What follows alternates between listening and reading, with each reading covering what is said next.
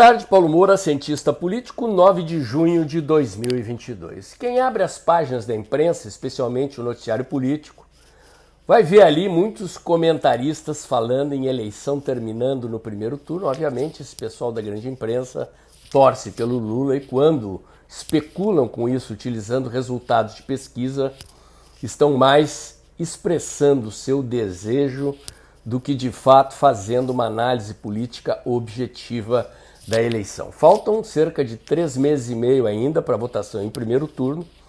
O governo tem muita arma na mão para colocar em prática até lá. E a mim o que tem chamado a atenção é o comportamento político dos líderes dos partidos que se aglutinaram em torno do presidente Bolsonaro. Não é uma mera coligação eleitoral, trata-se de um pacto de poder, algo novo, que vale a pena um comentário, uma análise política. É sobre isso que eu vou falar no vídeo de hoje, mas antes eu quero agradecer a você que doa pelo Pix e pela conta bancária do canal. A sua doação ajuda a ampliar a estrutura do canal, a melhorar o alcance dos meus vídeos, lembrando que este é um canal que faz análise política com viés conservador, à luz da ciência política e da teoria da comunicação, em vídeos curtos. Se você já pingou seu Pix desse mês, meu muito obrigado. Se ainda vai pingar, meu muito obrigado também. É graças à doação mensal que você deposita aqui que esse canal já chegou a 2 anos de existência. Vamos lá, pessoal. Se fosse verdade que essa eleição está em vias de terminar no primeiro turno com a vitória do Lula, que comportamento vocês acham que teriam líderes do dito centrão que o presidente aglutinou em torno de si na sua aliança eleitoral? Em outras situações como essa, em governos em final de mandato, que supostamente estariam com baixa popularidade e sem perspectivas de poder, aliados do centrão teriam um jogo ambíguo, um jogo duplo. Que tipo de jogo ambíguo eu me refiro? Ficar dentro do governo, ficar nos ministérios, usufruir das benesses, dos cargos e das verbas e, por baixo dos panos, articular uma traição, grudando-se, aliando-se, buscando acordos com o candidato que a mídia diz que pode vencer no primeiro turno. No entanto, não é o que nós estamos observando nos líderes partidários com os quais o presidente Bolsonaro se aliou. Notadamente em Valdemar da Costa Neto, presidente do PL, o partido que o presidente escolheu para se filiar, em Arthur Lira, presidente da Câmara dos Deputados e um dos principais dirigentes do PP, o Partido Progressista, e de Ciro Nogueira, presidente do Partido Progressista e chefe da Casa Civil do governo do presidente Bolsonaro. A conduta desses dirigentes partidários é de absoluto empenho na busca da vitória eleitoral. Já falamos aqui em outro momento, quando as pesquisas mostravam um cenário, inclusive, mais favorável do que o atual para Lula, que o sistema político preferiu aderir a estes partidos aliados do presidente Bolsonaro e a coligação eleitoral do presidente Bolsonaro, indicando que esses líderes, que esses políticos desses partidos farejam muito mais a vitória do presidente Bolsonaro do que a vitória de Lula. Não quer dizer que o cenário seja simples. Obviamente, estamos enfrentando a questão da inflação, a questão do custo de vida, e este é, sem dúvida nenhuma, o principal calcanhar de Aquiles da candidatura do presidente Bolsonaro, mas o governo apresentou uma proposta de solução.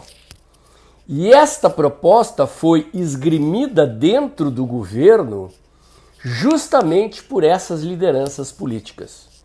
Estabeleceu-se um debate dentro do governo sobre que medidas o governo precisaria tomar para reverter um cenário inflacionário e, consequentemente, tornar a candidatura do presidente Bolsonaro mais competitiva.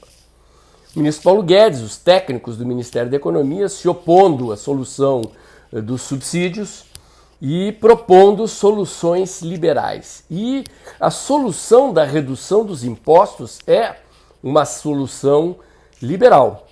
Entraram em acordo, então, o ministro Paulo Guedes, os líderes do PL, do PP, do Partido Republicano, que são os partidos principais da base do presidente Bolsonaro, e chegaram a esta proposta que vai à votação no início da semana que vem e que, se aprovada, dizem os técnicos do mercado, tende a produzir um tombo imediato de 2 a 3 pontos percentuais na inflação, uma redução efetiva do combustível, do gás de cozinha e da energia no bolso do pagador de impostos, no bolso do consumidor.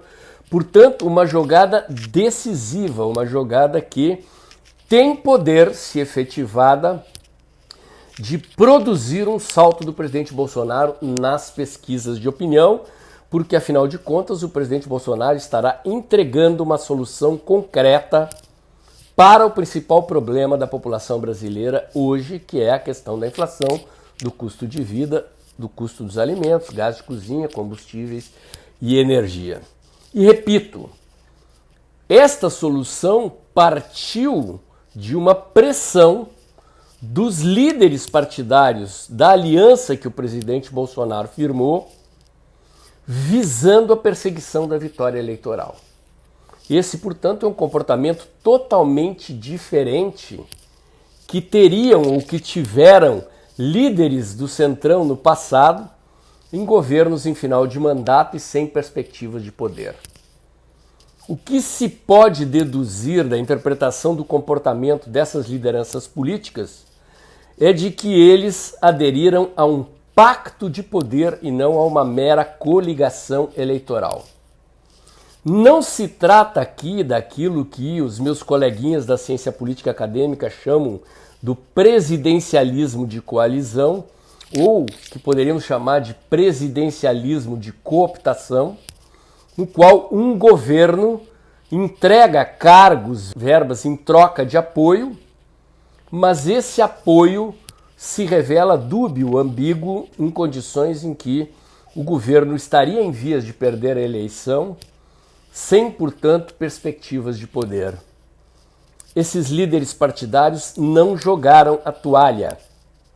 Esses líderes partidários hoje têm um papel político central na condução do governo, na eficiência da aprovação das medidas que o governo encaminha ao Congresso Nacional.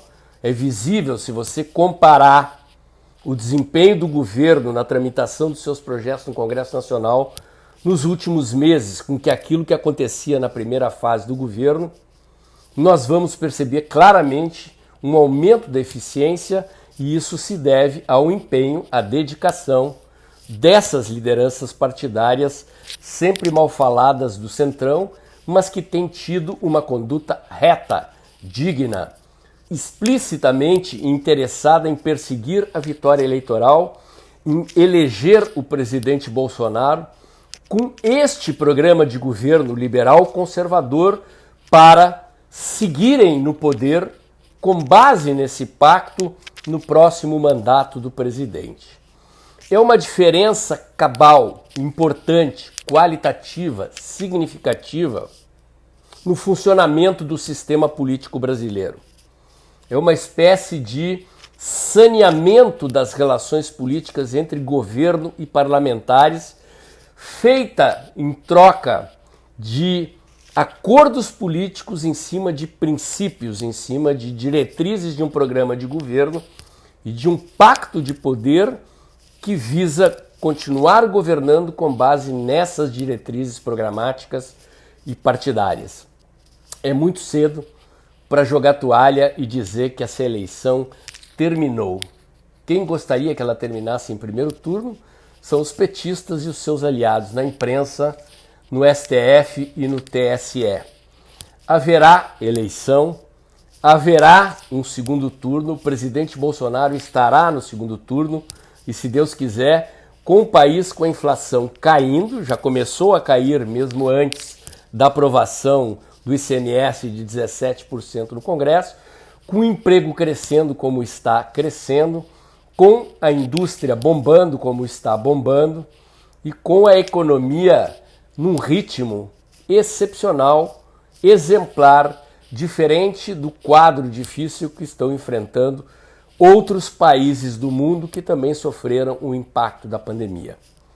Os méritos do desempenho econômico do governo do presidente Bolsonaro são do próprio presidente Bolsonaro, do ministro Paulo Guedes e da sua equipe, mas este novo padrão de pacto político de poder que levou lideranças de partidos como o Partido Progressista, o Partido Liberal, o Partido Republicano, PTB, a aderirem ao governo do presidente Bolsonaro e a coligação eleitoral num pacto de poder que envolve outros padrões éticos, inclusive, de comportamento e de perspectiva de relações mais qualificadas, mais saudáveis do ponto de vista político no sistema político eleitoral brasileiro.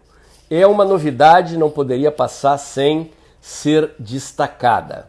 Méritos do presidente Bolsonaro, que foi quem conduziu este pacto de poder com estes partidos.